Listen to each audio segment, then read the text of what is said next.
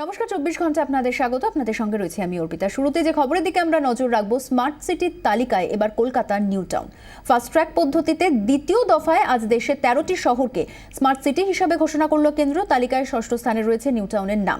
তালিকার শীর্ষে রয়েছে লখনৌ। নিরবচ্ছিন্ন জল এবং বিদ্যুৎ সংযোগ, শৌচালয়, পরিবহন, তথ্য প্রযুক্তি সংযোগ, ই গভর্নেন্স সহ বিভিন্ন সুযোগ সুবিধা পাবেন স্মার্ট সিটির বাসিন্দারা।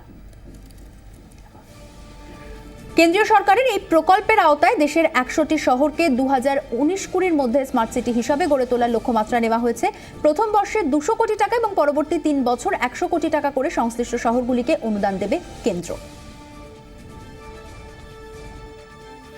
The 13 winners of fast track competition are Lucknow, Uttar Pradesh, which has improved the quality of its smart city plan by 19%. Lucknow is in Uttar Pradesh. Warangal in Telangana has improved by 13%. Dharmashala, Himachal Pradesh, improved by 27%. Chandigarh, 9%. Raipur, 25%. New Town, Calcutta, 11%. Bhagalpur, Bihar, 25%. এই মুহূর্তে আমাদের সঙ্গে টেলিফোনে রয়েছেন আমাদের প্রতিনিধি সুতপা সেন। সুতপা, এই সংশ্লিষ্ট শহরগুলোর জন্য যে অনুদান যে কেন্দ্র থেকে যে ধার্য করে দেওয়া হয়েছে, কিভাবে উন্নয়নটা এগিয়ে নিয়ে যাওয়া হবে?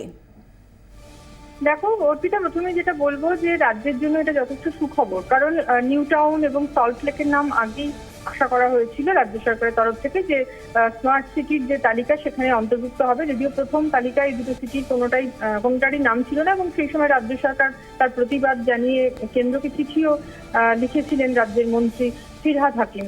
পরবর্তীকালে যেটা দেখা যাচ্ছে, সল্টলেকের নাম না এলেও এবারে কিন্তু নিউ টাউনের নাম এসেছে। তার ফলে স্মার্ট সিটির জন্য যে কেন্দ্রীয় যে অর্থ বরাদ্দ থাকে, যথেষ্ট বড় অ্যামাউন্টের অর্থ বরাদ্দ থাকে, তার ফলে প্রথমত আধুনিক শহর হিসেবে গড়ে তোলা এবং সেই উন্নয়নের কাজে এই যে কেন্দ্রীয় বরাদ্দ সেটা যথেষ্ট কাজে লাগবে এবং আগামী দিনে শুধুমাত্র যে শহরের পরিষেবাকে উন্নত করা যাবে তাই নয়, যেটা মনে করা হচ্ছে যে এর ফলে কিন্তু কর্মসংস্থান তৈরির ক্ষেত্রেও কতগুলো সম্ভাবনা তৈরি হবে, যেটা এই মুহূর্তে রাজ্যের জন্য যথেষ্ট সুখবর। কারণ রাজ্যে কর্মসংস্থানের সুযোগ তৈরি করাটা কিন্তু মমতা বন্দ্যোপাধ্যায় সরকারের কাছে যথেষ্টই বড় চ্যালেঞ্জ।